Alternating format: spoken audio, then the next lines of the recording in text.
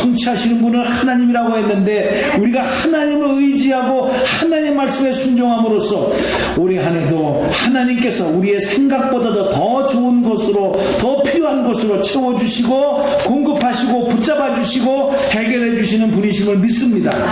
그 하나님의 신실하심을 의지하고 왔고 갈 것이오니 우리의 발걸음 말걸음 순간순간을 지키시고 오늘도 말씀 안에서 우리의 영혼을 새롭게 하여 주시옵소서.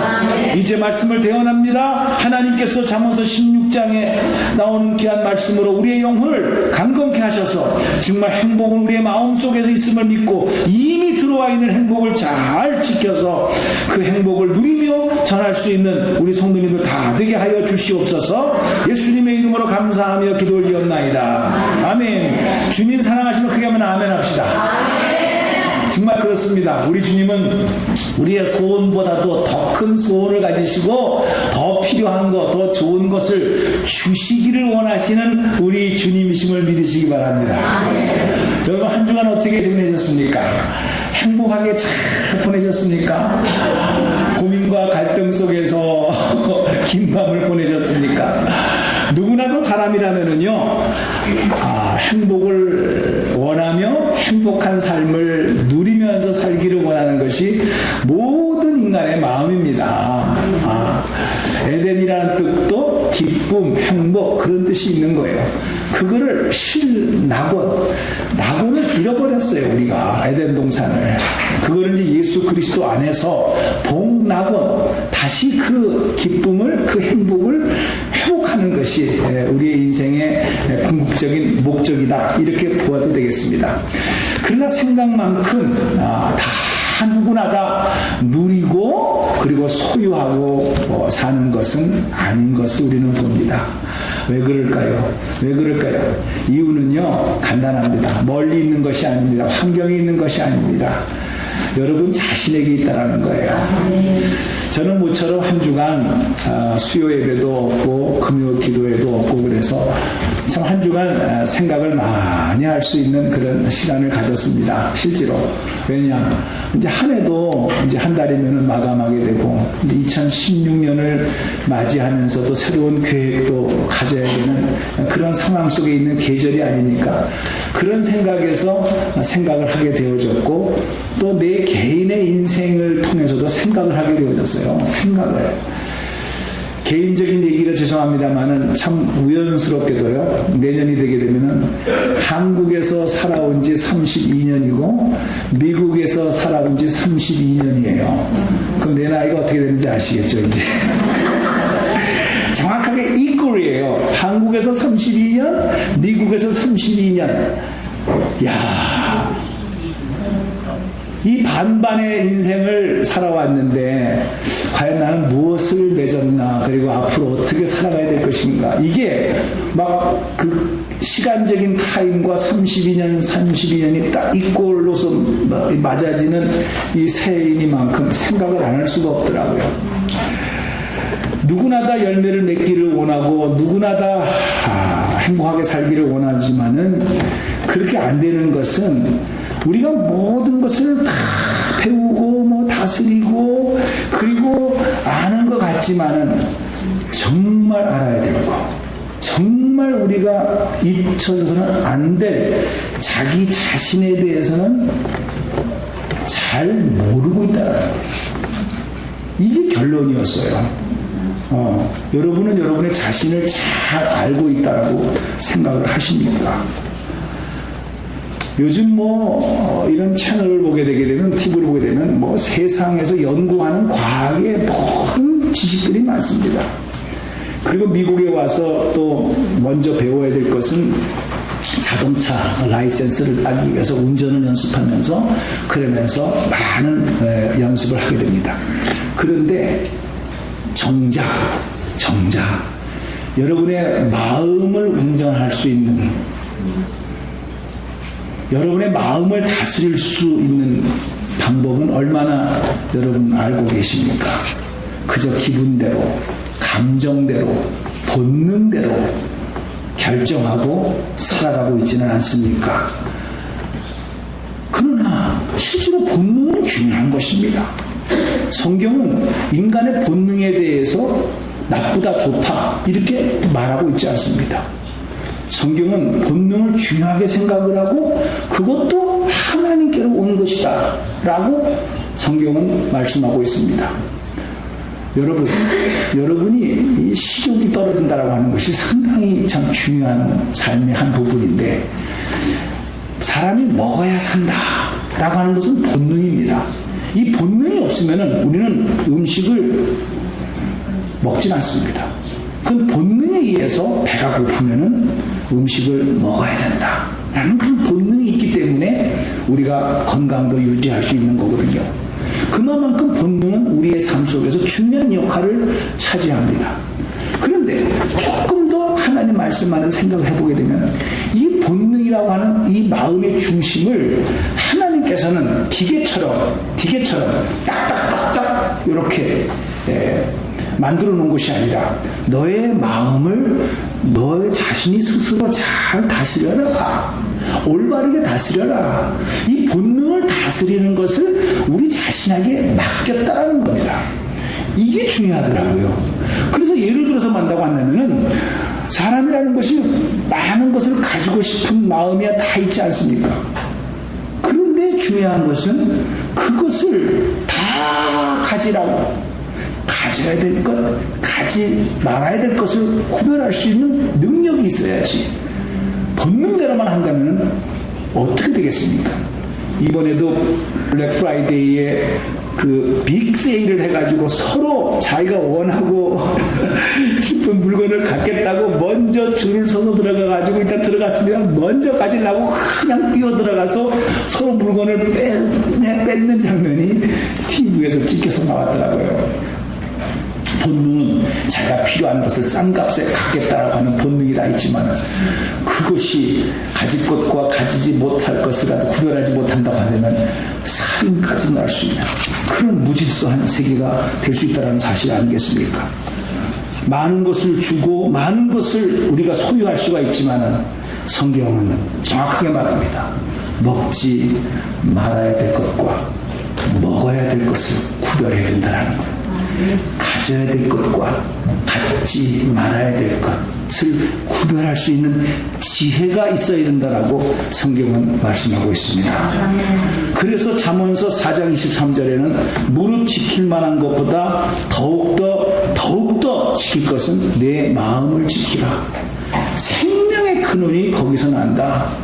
주옥과 같은 하나님의 말씀, 우리가 인생을 살아나가는데 지혜가 무엇이고 올바로 살아가는 방법, 사람답게 살아가는 방법, 귀한 열매를 맺는 방법이 우리가 잠언서를 3개월 전서부터 해서 12월 달까지 계속해서 공부를 하고 있는 내용은 그만큼 우리의 삶 속에서 다양한 일들이 다양한 환경 속에서 일어나고 있는데 이러한 일들을 어떻게 다 우리가 지혜롭게 다 대처할 수가 있겠습니까?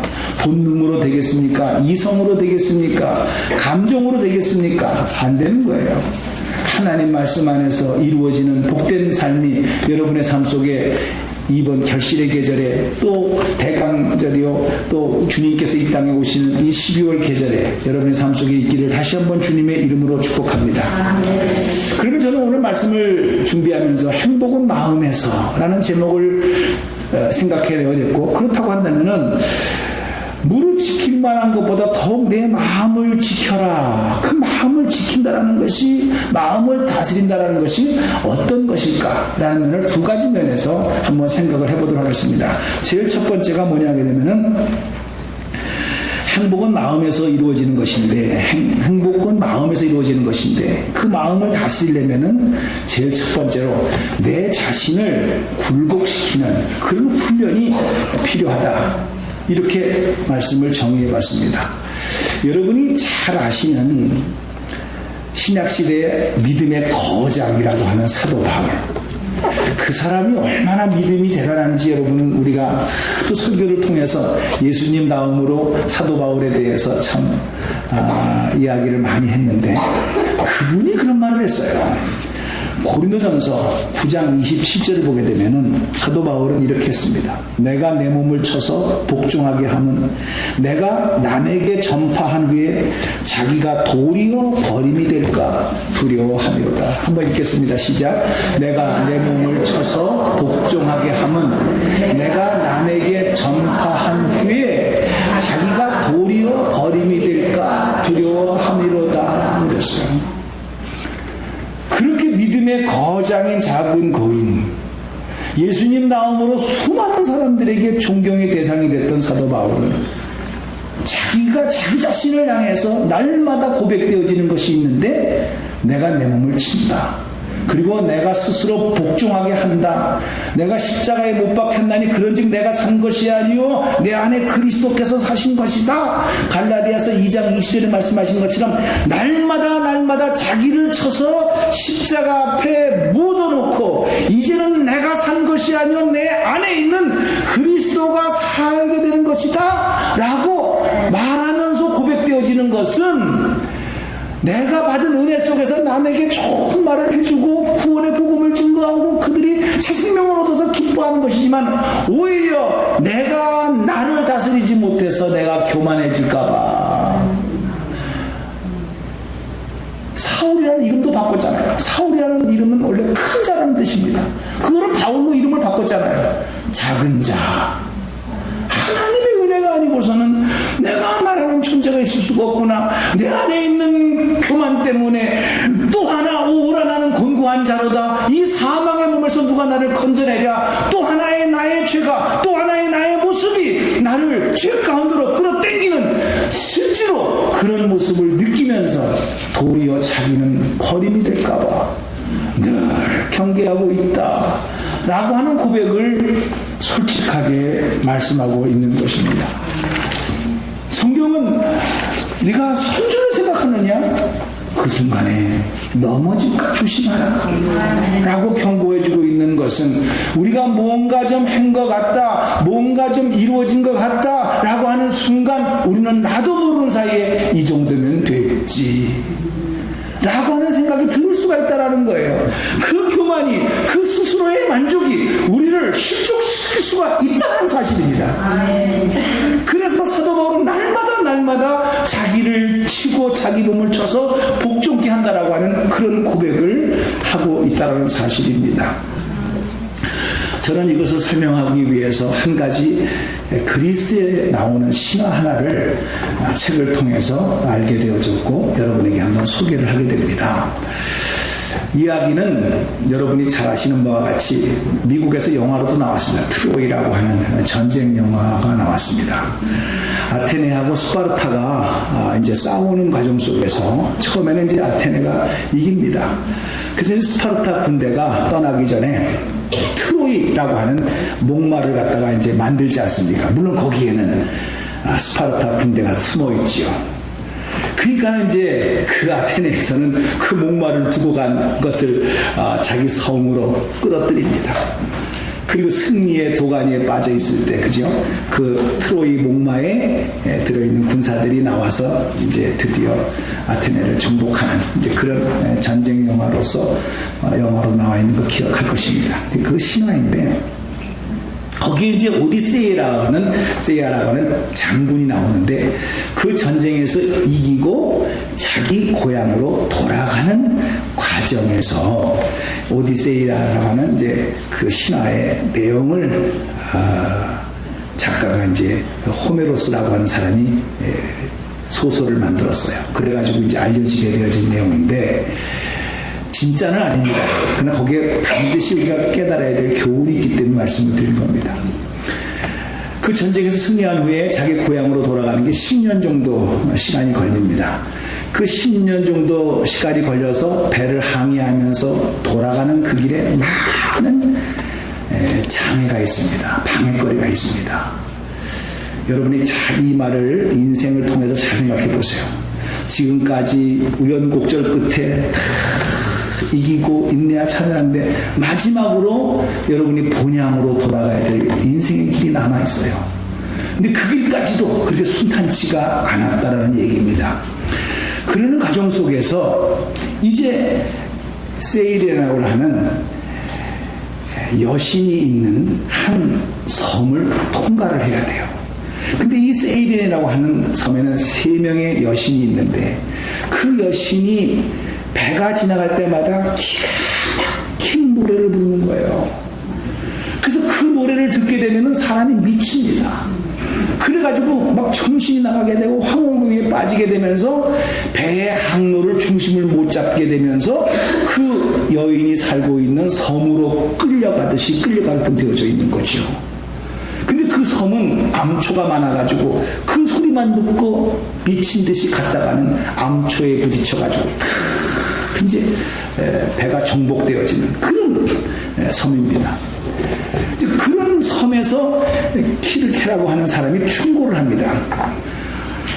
오디세이아 장군이여, 당신이 고향으로 돌아가려면 반드시 세이렌이라고 하는 그 여신들이 있는 섬을 통과하게 되는데 그 여신들이 그 배가 지나갈 때마다 기가 막힌 노래를 불러서 당신을 미혹시키고 정신을 나가게 하고 황홀국에 빠뜨려서 어떤 사람은 그냥 물에 스스로 빠지기도 하고 배를 드는 사람은 그 소리에 끌려서 정신없이 그 섬으로 가다가 암초에 부딪혀 다 죽게 되는 그런 결과가 있으니까 당신은 절대로 그 소리를 들으면 안 됩니다.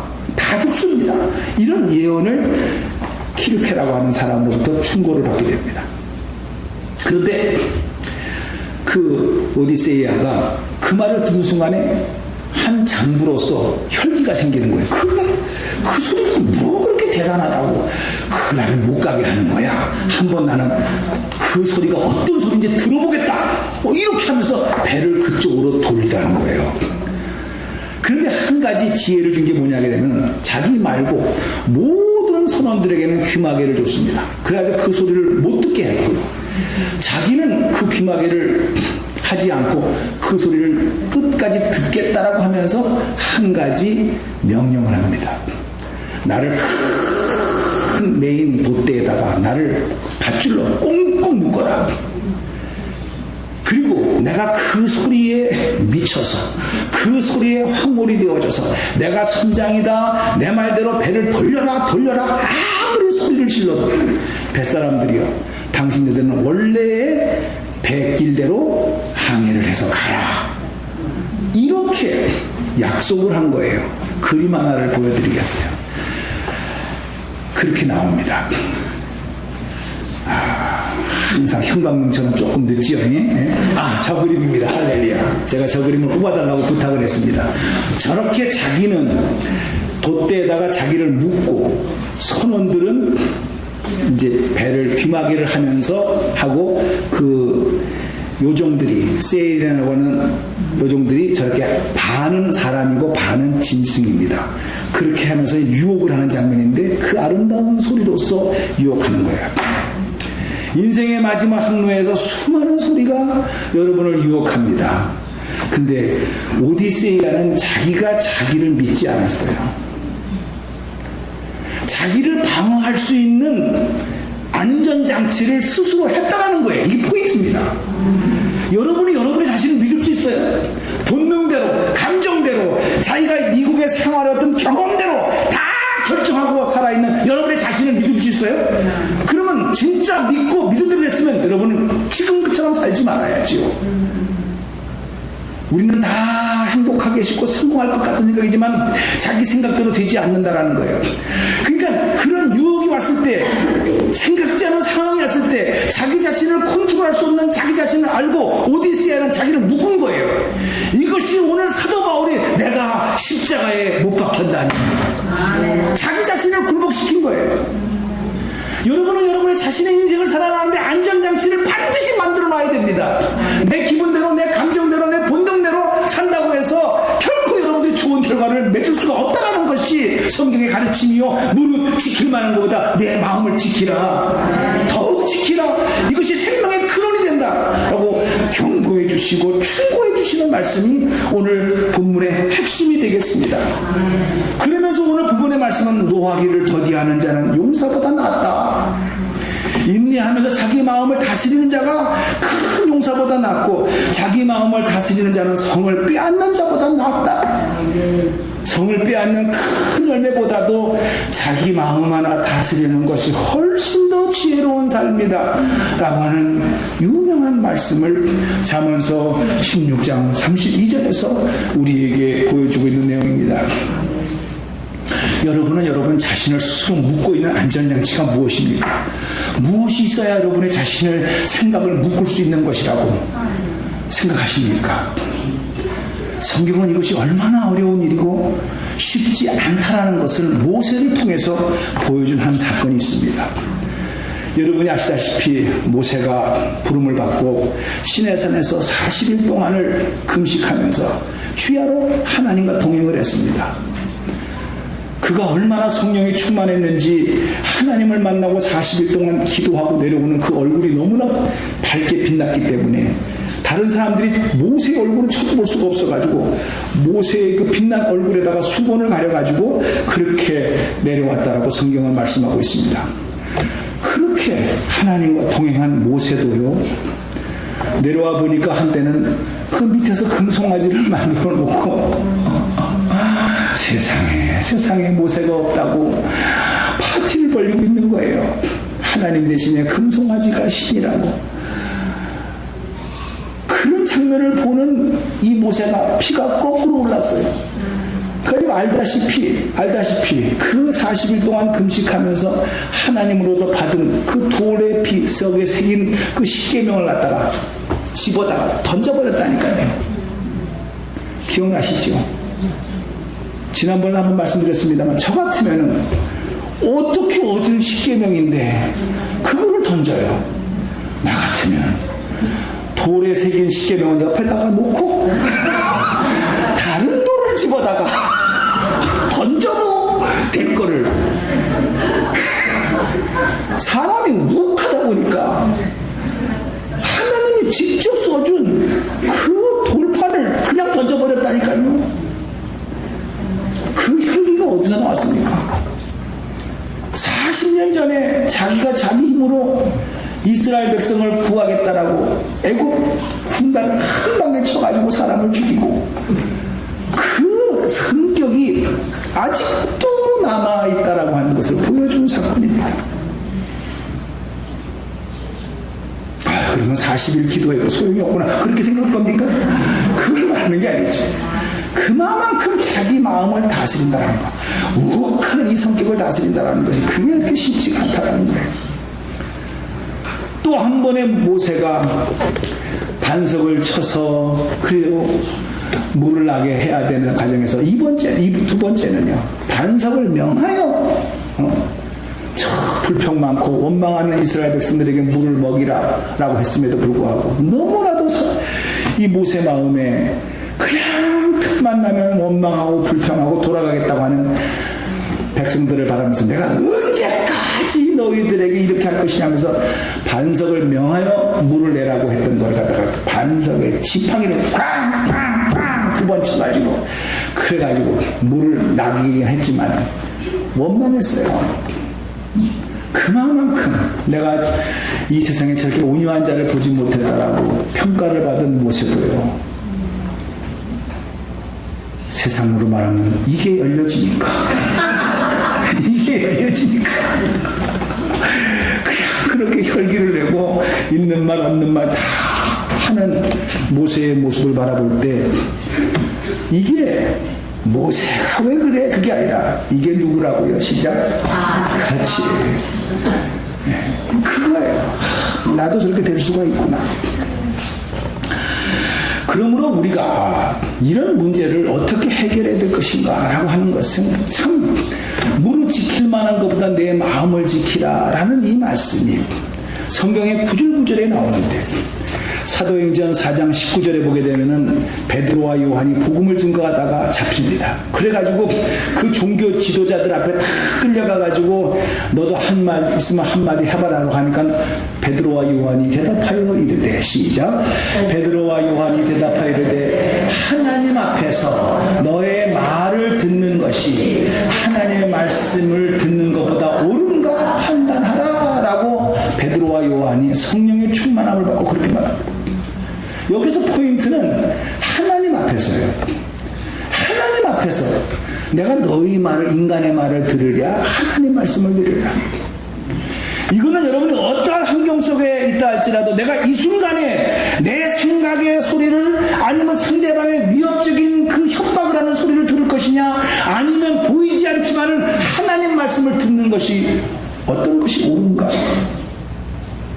이걸 늘 생각하는 베드로와 요한의 모습, 성령의 충만함을 받은 베드로와 요한의 모습이 그 사내들이 공회 앞에서 당당하게 내가 하나님 아버지 앞에서 너희 말을 듣느냐, 하나님 말씀을 듣느냐, 한번 어떤 게 옳은가 판단해봐라 라고 담대하게 부르셨던 것은 우리가 우리 힘으로 되는 것이 아니라 베드로와 요한이 그렇게 배신을 하고 자기 이익만을 챙겼던 사람들임에도 불구하고 성령의 충만함을 받을 때 가능하다는 사실을 믿으시기 바랍니다. 그렇습니다. 우리가 우리의 자신을 다스릴 수 있는 것이 아니라 성령이 여러분에게 임하시면 권능을 받고 우리가 내 힘이 아니라 성령의 능력으로 우리의 마음을 다스릴 수 있다 라고 하는 사실을 다시 한번 확인하시기를 바랍니다. 마틴 루터가 말을 했어요. 전에도 내가 말씀을 드렸습니다만 새가 내 머리 위로 지나가는 것은 어떻게 할 수가 없다라는 거예요. 그건 새 마음이지 내 마음이 아니에요. 그러나 새가, 제 머리는 다 빠져서 없지만 여자처럼 머리가 많으신 분들이 자기 나뭇가지인 줄 알고 둥지를 여기다가 틀어가지고 여기다가 알을 낳을 때까지 가만히 두고 있는 거는 누구 책임이라고요? 새 책임이 아니에요. 내 책임이요. 네? 새가 위로 날아가는 거는 내 책임이 아니지만 새가 여기가 나무인 줄 알고 둥지를 틀어서, 그래서 알을 낳을 때까지 가만히 내버려 두는 것은 누구 책임이냐? 자기 책임이라는 거예요. 마틴 루터가 말한 거죠. 살아서 누님들, 이 말은 굉장히 교훈이 많습니다. 수많은 생각이 지나가는 거예요. 어떡하겠어요? 그거는 못 말려요. 인간 자체가 원죄가 있기 때문에 나쁜 생각, 좋은 생각, 쓸데없는 생각이 지나가는 거야. 어떡하면 그것까지 여러분들은 못 말려요. 그러나 쓸데없는 생각, 나쁜 생각이 내 생각 안에 자리를 잡는 거예요. 이게 새가 웅지를 트는 거예요. 알까지 났네. 이 말은 뭡니까? 죄가 잉태한 즉 사망을 낳는다 그랬어요. 이게 잘해야 돼요. 욕심이 잉태한 즉 죄를 낳고 죄가 장성한 즉 사망을 낳는다 그랬어요. 이게 내 마음의 자리를 잡아서 잉태가 되어져가지고 알까기를 하면 어떻게 되겠냐 이 말이에요. 이건 누구 책임이에요? 우리 책임이에요. 수많은 생각이 지나가는 거예요. 어쩔 수가 없지만 그 생각이, 나쁜 생각이, 하나님 보시기에 좋지 않은 생각이 내 마음속에 자리 잡을 때까지 허용하면 안 된다는 거예요. 성령께서 근심하신다 이 말이에요. 여러분, 제가 인생을 얼마 살지 않았지만 목회를 하면서 저도 실수하면서 느꼈던 것이, 그때 그 말을 안 했어야 되는데, 조금 더 참았어야 되는데, 그때 그 인상이 싹 펴지면서 웃었어야 되는데, 웃지 않고 인상을 쓰고 톤이 올라가지 말아야 되는데 톤이 올라갔어. 그래서 시험이 들었어. 그런 일들을 겪으면서 깨달은 것은 뭐냐? 돈을 벌지 못해서 후회한 게 아니에요. 교회에 헌금이 안 들어와서 후회한 게 아니에요. 교회가 뭐 시설이 없어서 뭐 그게 된 것이 아니에요. 내가 나를 다스리지 못한 것에 대한 후회가 20몇 년을 갖다가 이 한 울타리 안에서 지내오면서 주마등처럼 미국 생활 32년을 이렇게 돌이켜보면서 얼굴 뜨거웠던 사건들이 얼마나 많은지 진짜로 이게 하나님이 도와주셨으니까 됐지, 이게 인간의 마음으로 되는 것이 아니더라고. 그거를 절실히 느꼈다라는 거예요. 여러분도 가만히 인생의 뒤안길을 보세요. 그렇게 여러분들이 좋아하는 물질이 없어서 후회해 본 적이 있긴 있었지만 그게 그렇게 영향을 줬습니까? 환경이 뭐 그래서 그렇지만 뭐 그렇게 영향을 줬습니까? 아니요. 우리 마음 하나 다스리지 못해가지고 그래서 후회하고 잠 못 자고 그런 일이 훨씬 더 많아요. 무릇 지킬 만한 것보다 더욱 내 마음을 지키라. 용사보다 낫다고 그랬고요. 성을 빼앗는 것보다 낫다고 그랬어요. 마음을 다스리는 게. 그만큼 성경은 우리에게 이 마음을 다스리라고 말씀하고 있어요. 어느 분이 뭐 심심해서 그런지 나보고 카톡으로 이런 내용이 왔어요. 그래서 내용을 카피해가지고 좀 올려달라고 했어요. 전 세계에 제일 좋은 대학, 미국에서 제일 좋은 대학 중에 대학, 하버드 대학. 우리는 하버드 대학만 나오면은 뭐 아들 글로 보냈다고 그러면 깜빡 주고 한국 사람은 더욱더 그래. 그 하버드 대학의 도서관에 저런 표가 한 30개 걸려져 있어요. 그 도서관의 양쪽 벽에. 그걸 다 보여줄 수는 없고 제가 그 중에서 8가지만 뽑았어요. 하버드 확인하고 싶으신 분은 가서 확인하세요. 네. 영어로 돼 있어요. 거기는 제가 한국말로 번역해갖고 하기 때문에 돼 있으니까 듣기 바랍니다. 하버드 대학 도서관에 붙어있는 명언이 한 30가지가 있는데 그 중에서 8가지만 제가 뽑아서 여러분들께 소개할 때 여러분들이 아마 공감을 할 겁니다. 야, 세계의 수재들이 다 모여서 공부하는 그 중에서도 도서관에서 붙어있는 저 글은 무엇을 그 학생들에게 던지고 있을까? 첫 번째, 이렇게 쓰여져 있습니다. 시작. 지금 잠을 자면 꿈을 꾸지만 지금 공부하면 꿈을 이룬다. 야, 저런 말이 써 있더라고요. 잠만 자보세요. 꿈만 꾸어. 악몽만 꾸어. 그러나 그 시간에 공부를 하게 되면 꿈을 이루는 계기가 된다. 두 번째, 시작. 늦었다고 생각할 때가 가장 빠른 때이다. 저 말은 다 들었던 얘기죠. 많이 알고 있는 얘기인데. 세 번째, 성공은 아무나 하는 것이 아니다. 철저한 자가 자기관리와 노력에서 비롯된다. 네, 우연한 것이 없다. 이거죠. 저절되는 것이 아니라 철저한 자기관리와 노력에서 비롯된다. 그 다음에 네 번째가 재밌습니다. 네 번째 시작. 졸려서 눈이 감기는가? 그럼 미래를 향한 눈도 감긴다. 네. 성경을 읽다가 좋으시는 분 잘 들으시기 바랍니다. 다섯 번째, 공부할 때의 고통은 잠깐이지만 못 배운 고통은 평생이다. 네, 아마 느끼실 겁니다. 내가 못 배워서 저 사람이 날 무시한다고 평생을 그걸 가지고 후회하면서 하시는 분들이 계세요. 여섯 번째, 시작. 공부는 시간이 부족한 것이 아니라 노력이 부족한 것이다. 네. 하여튼 열심히 공부하라고 계속 그런 것만 붙여놓은 것 같아요. 도서관이니까. 일곱 번째가 참 재밌는 말인데 잘 의미를 생각하시기 바랍니다. 시작. 공부가 인생의 전부는 아니다. 그러나 인생의 전부도 아닌 공부 하나도 정복하지 못한다면 과연 무슨 일을 할 수 있겠는가? 참 공감이 가는 말이에요. 네. 그렇죠. 공부가 무슨 인생의 전부입니까? 근데 전부도 아닌 그거 일부분의 하나를 정복하지 못하면서 나머지 인생을 어떻게 정복하겠다고 하냐는 거예요. 그러니까 우리가 신앙이 전부가 아니에요. 그러나 신앙 하나 못하면서 어떻게 인생을 이겨나가려고 저는 그렇게 한번 생각해 봅니다. 그 다음에 마지막으로는 영어 하나 한국어 하나 같이 했습니다. 영어를 쓸 수 있는 분을 통해서 야 8번 시작. No pains, no gains. 예, 고통이 없으면 얻는 것도 없다. 네, 그렇습니다. 하버드 대학 도서관에 가게 되면 저런 글이 쓰여져 있다. 이렇게 말을 합니다. 그만큼 공부를 위해서 자기의 미래를 위해서 투자하고 노력하는 자기 관리, 철저한 자기 관리, 자기 출세를 위해서 자기 인생을 위해서 노력하는 모습을 하버드 대학 도서관에서 붙였다고 한다면, 그렇다면 우리의 영원한 생명 되신 예수 그리스도, 우리가 올바른 신앙을 갖기 위해서 우리의 마음을 하나 다스린다라고 하는 것, 이거 결코 쉽지 않습니다. 오늘 이 쉽지 않은 문제를 어떻게 해결할 것인가.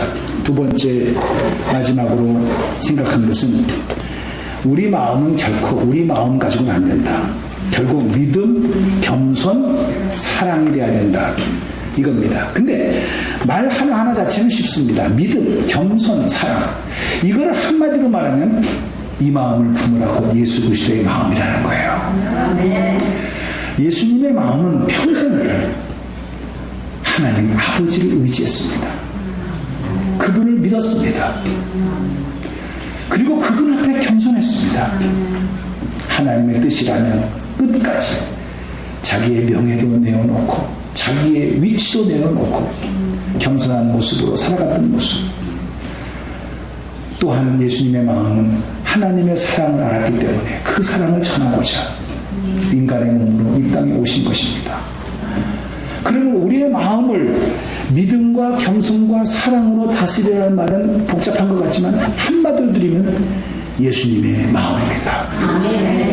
근데 그 예수님의 마음이 어떤 마음이냐 하게 되면요, 우리가 실패하고 좌절하고 넘어지는 것이 현실이라 할 때 우리를 향해서 우리 주님은 이렇게 말씀하십니다. 그렇기 때문에 내가 너를 위해서 대신 십자가를 지지 않았느냐는 거예요. 십자가의 지심은 우리의 죄의 문제만 해결하는 것이 아닙니다. 우리의 고민까지도, 우리의 갈등까지도, 우리의 실패의 현장까지도 다 이루었다 라고 말씀하신 주님의 십자가에서 달려서 하신 말씀, 그게 포함됐다는 사실을 믿으시기 바랍니다. 이거는 이미 내가 대신 지불했다라는 거예요. 당신은 결코 실패한 존재가 아니라 그만큼 예수님의 피와 살을 드릴 만큼 당신은 소중한 존재라는 거예요. 여러분, 이 모습을 회복하셔야 됩니다. 나는 망가진 인생이 아닙니다. 여러분의 인생을 살아오면서 나는 정말 버릇 같은 인생이다라고 고백할 수 있고, 그것이 마치 뭐 겸손히 그냥 할 것 같지만 주님이 입장에서 볼 적에는 아니에요. 그런 나를 위하여 모든 죄값을 치르시고 말씀과 성령 안에서 우리의 마음을 다스려 주시고 위로해 주시고 붙잡아 주시는 그 마음이 예수님의 마음이에요. 그 마음을 품으세요. 저도 그 마음을 품으려고, 그 마음을 가지고 가려고, 나머지 인생을 해결해 보려고 몸부림치는 것이지, 뭐 세상적인 방법을 가지고 자꾸만 끌어들여서 사람의 귀에 좋은 소리만 들릴 수 있도록, 그것은 오래 못 가요. 오래 못 가요. 주님의 마음만 가지면 되는 거예요. 어떻게 노하기를 더디할 수 있습니까? 우거 올라오는데 주님의 마음을 가지면 용서보다 나은 것이고, 자기 마음을 어떻게 다스릴 수 있어요? 주님의 마음을 가지면 성을 빼앗는 자보다 낫다. 일의 어떤 열매와 큰 성과보다도 내 마음을 다스리고 인내하면서 주님이 다 하시면 됐습니다. 이 한마디 속에 위로와 평강을 가지면 그것이 어떤 인생에 큰 업적을 남겨놓는 것보다 훨씬 더 낫다라고 성경은 말씀합니다. 오늘 말씀이 여러분의 마음속에 새겨지기를 주님의 이름으로 축복합니다. 기도하겠습니다. 은혜로우신 아버지,